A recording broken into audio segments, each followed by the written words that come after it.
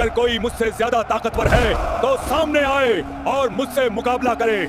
इस दुनिया में 4 ऐसे बादशाह हुए जिन्होंने पूरी दुनिया पर हुकूमत की और उन्हीं में से एक था नमरूद, घमंड और ताकत में डूबा हुआ बादशाह। वक्त के साथ उसका घमंड इतना बढ़ गया कि उसने खुद को खुदा कहना शुरू कर दिया। जब हजरत इब्राहिम अलैहिस्सलाम ने उसे अल्लाह की तरफ बुलाया और कहा कि रब सिर्फ एक है, तो नमरूद हंस पड़ा। उसने अकड़ के साथ कहा, अपने खुदा से कहो कि वह अपनी फौज तैयार करे, मैं भी अपनी फौज तैयार करता हूँ, फिर मैदान में मुकाबला होगा। नमरूद उस दौर का सबसे ताकतवर बादशाह था। उसकी फौजें, उसका तख्त, उसका रौब, सब कुछ उसे मदहोश कर चुका था। उसने अपनी ताकत दिखाने के लिए एक ऊंची इमारत बनवाई, उस पर चढ़ा और आसमान की तरफ देखकर चिल्लाया, अगर कोई मुझसे ज्यादा ताकतवर है तो सामने आए और मुझसे मुकाबला करे। लेकिन नमरूद यह भूल गया था कि अल्लाह को अपनी कुदरत दिखाने के लिए न तलवार चाहिए, न फौज, न हाथी, न घोड़े। अल्लाह ने अपनी कुदरत दिखाने के लिए सबसे छोटी मखलूक को मैदान में उतारा, मच्छर। वही मच्छर जिन्हें इंसान हाथ से झटक देता है। अचानक आसमान से लाखों करोड़ों मच्छरों का झुंड उतरा और नमरूद की फौज पर टूट पड़ा। हर चीख में अजाब था, हर हलचल में तबाही। फौजें भागने लगी, सिपाही गिरने लगे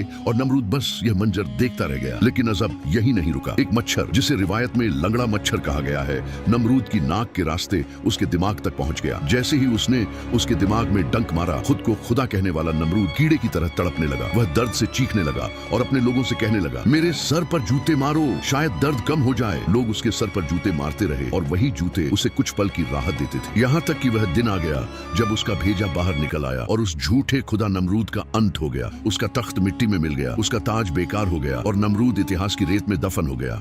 क्योंकि जब इंसान खुदा बनने लगता है तो अल्लाह उसे याद दिलाता है कि वह सिर्फ मिट्टी है और अल्लाह हर चीज पर कादिर है। दोस्तों, क्या आप भी गैर मुसलमानों की तरह बिना लाइक सब्सक्राइब किए स्वाइप कर दोगे? तो लाइक सब्सक्राइब जरूर करें ताकि एक भी इबरतनाक इस्लामिक वाकया मिस ना हो। कमेंट में अल्लाह के प्यारे नाम लिखें, या रहमान या रहीम, और इस पैगाम को आगे पहुंचाएं।